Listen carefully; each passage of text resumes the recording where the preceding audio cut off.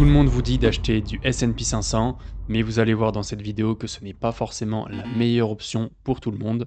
Si tu as investi déjà sur le S&P 500, reste bien jusqu'au bout, cette vidéo est faite pour toi. Je vais t'expliquer pourquoi, selon moi, une stratégie uniquement basée sur le S&P 500 peut être assez risquée. Et je t'apporterai en fin de vidéo plusieurs alternatives qui te permettront de créer une stratégie d'investissement propre à toi, qui ne tourne pas uniquement autour du S&P 500. Sinon, si tu ne me connais pas encore, je m'appelle Sébastien, je suis passionné par l'investissement et la finance depuis plusieurs années. J'ai commencé à investir dans les crypto-monnaies fin 2020, puis j'ai découvert la bourse et l'investissement plus traditionnel, donc j'ai commencé à investir en bourse il y a quelques temps. Sur ma chaîne, tu retrouveras une vidéo par semaine sur mon parcours d'investisseur. Des vidéos pédagogiques comme celle que je tourne aujourd'hui te permettront de prendre les meilleurs choix dans ta carrière d'investisseur. Mon but est de transmettre ma passion autour de l'investissement à un maximum de personnes et peu importe selon tes moyens, te montrer comment à ton échelle tu peux également investir.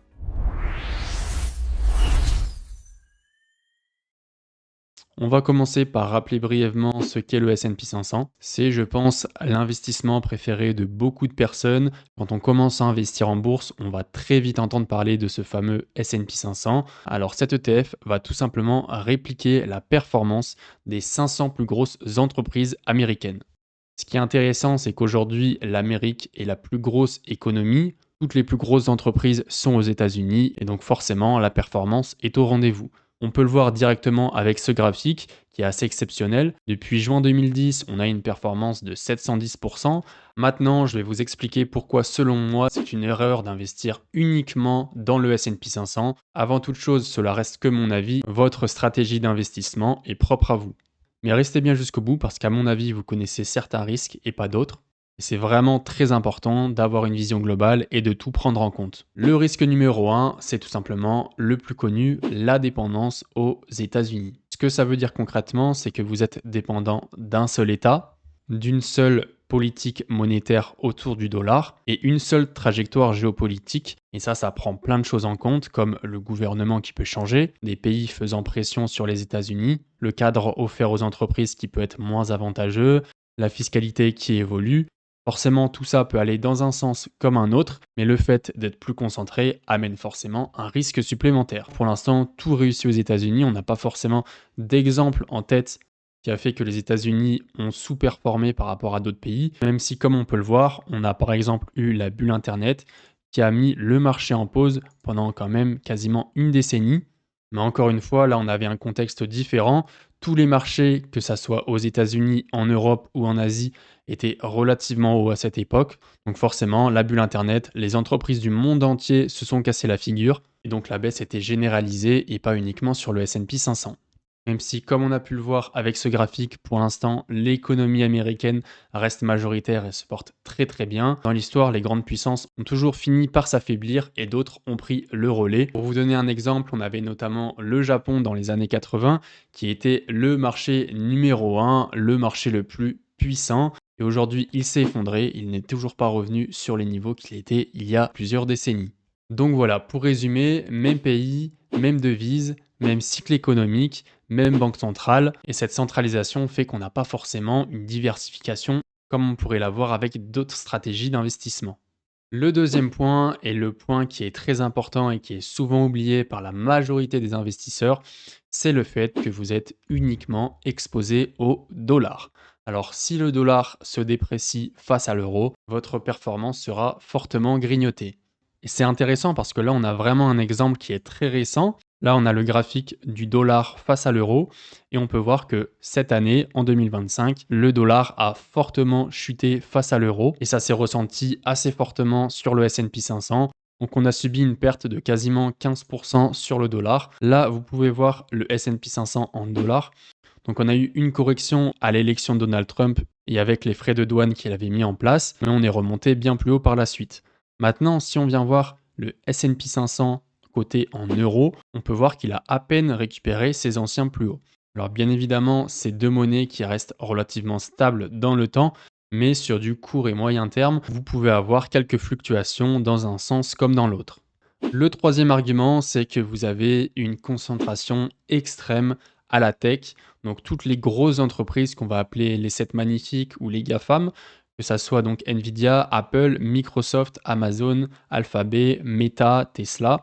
Voilà, c'est des entreprises qui sont vraiment énormes et comme on peut le voir, les 10 premières positions représentent 40% du S&P 500, donc c'est juste énormissime. Et le point commun de toutes ces entreprises, c'est qu'elles font partie de ce qu'on appelle la tech, donc toute la technologie, que ça soit l'intelligence artificielle avec Nvidia par exemple, ou tous les autres produits ou services numériques que vont apporter Apple, Microsoft, Amazon, etc. Donc il faut savoir qu'aujourd'hui, c'est vraiment ces entreprises-là qui font la performance du S&P 500, mais c'est donc également ces entreprises qui font les risques du S&P 500. Parce qu'en général, quand un actif performe énormément à la hausse, les baisses vont également être plus violentes. Et le quatrième problème et dernier problème, selon moi, c'est la survalorisation de cet indice qui est juste énormissime. Il faut savoir que certes, les États-Unis sont actuellement la plus grosse économie mondiale, mais ils sont également extrêmement survalorisés, et notamment, on en parlait juste avant, les entreprises de la tech. Alors, je vais vous donner quelques chiffres, quelques datas. Il faut savoir quelque chose. Aujourd'hui, fin 2025, le S&P se négocie environ 30 fois ses bénéfices. C'est ce qu'on appelle donc le PE, le ratio Price-Earn, donc traduit en français le prix sur ce que l'entreprise gagne. Et actuellement, le S&P 500 se négocie 30 fois ses bénéfices. Alors historiquement, le S&P 500 se négocie plutôt aux alentours des 16-17. Ce qu'il faut savoir, c'est que c'est totalement normal, hein. Quand on a un actif qui est coté en bourse, avoir un ratio entre 10 et 20, c'est totalement sain. Et si on utilise le CAPE, le CAP, c'est un autre indicateur, mais qui est un petit peu plus réaliste parce qu'il va lisser les bénéfices des entreprises sur 10 ans. Et là, c'est encore plus choquant. Le ratio devrait être aux alentours de 16-17 pour le S&P 500 et il est actuellement à 40. Donc c'est un niveau qui a déjà pu être observé dans le passé, notamment lors de la bulle Internet dans les années 2000, mais c'est des niveaux qu'on n'était pas venu rechercher depuis ces années-là. Et encore, là, je vous parle de l'ETF S&P 500 en lui-même, mais on a certaines actions, et c'est surtout ces actions qui font exploser le ratio à la hausse. C'est bien évidemment les fameuses entreprises de la tech, comme Nvidia qui a un ratio d'environ 50 fois son bénéfice. Et par exemple, pour Nvidia, on a beaucoup d'analystes qui estiment que l'action serait survalorisée d'environ 50%, ce qui est vraiment énorme, ça pourrait créer une grosse correction. Maintenant, cette survalorisation, on sait d'où elle vient, parce que dernièrement, on a eu un énorme engouement sur l'intelligence artificielle, et l'entreprise phare dans ce domaine, c'était bien évidemment Nvidia. Donc voilà pour les différents risques que vous prenez en investissant sur le S&P 500. Bien évidemment, comme je l'ai dit en début de vidéo, l'ETF S&P 500 reste un très bon ETF, mais à mon avis, avoir une stratégie boursière qui tourne uniquement autour d'un ETF S&P 500 n'est pas forcément la bonne solution.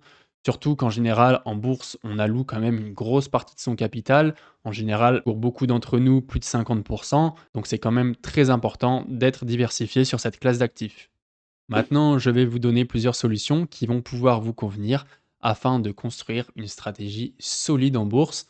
La première option, pas forcément la plus optimisée, mais la plus simple, c'est d'investir dans un ETF MSCI World. Vous en retrouvez sur toutes les enveloppes fiscales, que ce soit sur PEA, sur CTO. Certes, vous aurez une performance légèrement inférieure à celle du S&P 500, environ 8 à 9% pour le MSCI World et plutôt 10 à 11% pour le S&P 500 sur ces dernières décennies. Mais au moins, au lieu d'être sur 500 entreprises, vous êtes sur 1500 entreprises qui sont sur tous les pays développés présents dans le monde. Les États-Unis valent encore une grande part de cet ETF, environ 70 à 75% à l'heure à laquelle je tourne cette vidéo. Vous allez retrouver tous les grands pays d'Europe, ainsi que le Japon, l'Australie et la Nouvelle-Zélande. Donc premièrement, vous allez avoir une diversification dans les pays, mais également dans les devises, parce que cette fois, vous ne serez pas exposé uniquement au dollar, même si forcément, étant donné que les États-Unis représentent 75% de l'indice, vous y serez exposé à 75%.